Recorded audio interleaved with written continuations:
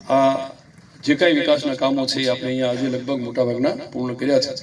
આજે અમારે ગામ તળનું પરિણામ મારે 8-10 દિવસમાં જોઈએ. ચૂંટણી જાહેર થતા પહેલા પરિણામ જોઈએ, નહીંતર પછી તલાટી મંત્રી સહિતના જેને આ પરિણામ ભોગવવાનું આવે એની તૈયારીમાં રાખજો. બીજી આપણે વધારાની વાતો વારંવાર નહીં કરીએ, કારણ કે 6 મહિનાથી ગામ તળનું પ્રકરણ આ ગામમાં ચાલે છે. એટલે આવું ચલાવી લેવાય નહીં. એટલે આપણે ચલાવવાના નથી.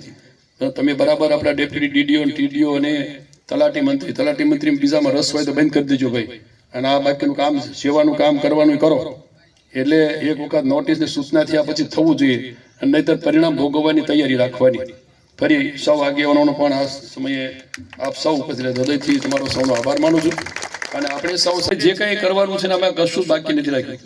અમારા ડેપ્યુટી ડીઓ, મામલતદાર, અમારા ટીડીઓ એને બધાને એટલે બોલાવ્યા છે. ફક્ત એક નહીં, નાના માણસો માટે, ગરીબ માટે જે પ્લોટ આપણે મંજૂર થયા છે ને, ભાઈ આપણે બધા અધિકારીઓ જોઈ લેજો. અમારે ચૂંટણી પહેલા એનું પરિણામ જોઈએ. આપણે પ્લોટ સોંપવા છે. મામલતદાર આપણે નવા આવ્યા છે, આપણે ટીડીઓ અને ડેપ્યુટી ડીઓ તેથી એટલે ક્યાં તલાટી તલાટી અહીંયા બોલાવો હોય ને એ અહીંયા ભાઈ અહીંયા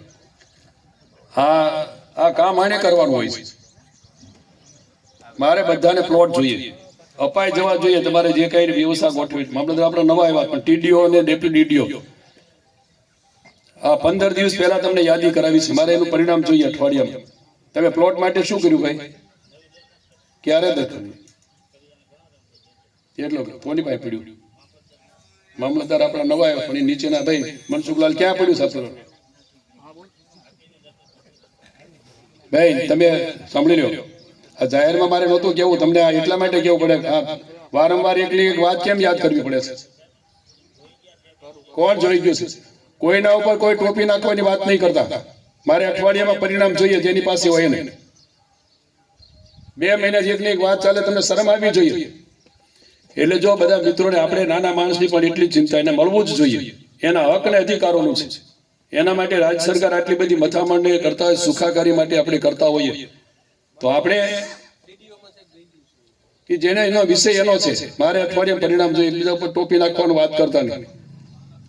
એટલે આપણે નાના માણસોને પણ છેવાડાના લોકોને જે રાજ્ય સરકારની યોજનાઓ છે, યોજનાઓનો પૂરો લાભ મળવો જોઈએ. એ પ્રમાણે આપણે કામ કરી રહ્યા છીએ. જરૂરિયાત માણસ હોય તો 100-400 નો પ્લોટ મળે અને મકાન આવાસ બાંધવા માટેની સહાય મળે. આપણે સૌ પશુઓ હોય, મનુષ્ય હોય, માણસ હોય, લોકોની સુખાકારી હોય, દરેક રાજ્ય સરકારની યોજનાઓ છે છેવાડાના માણસો સુધી પહોંચે, અને પહોંચાડવાની જવાબદારી આપણે સૌ ભાઈ સંગઠનને આપણી બધા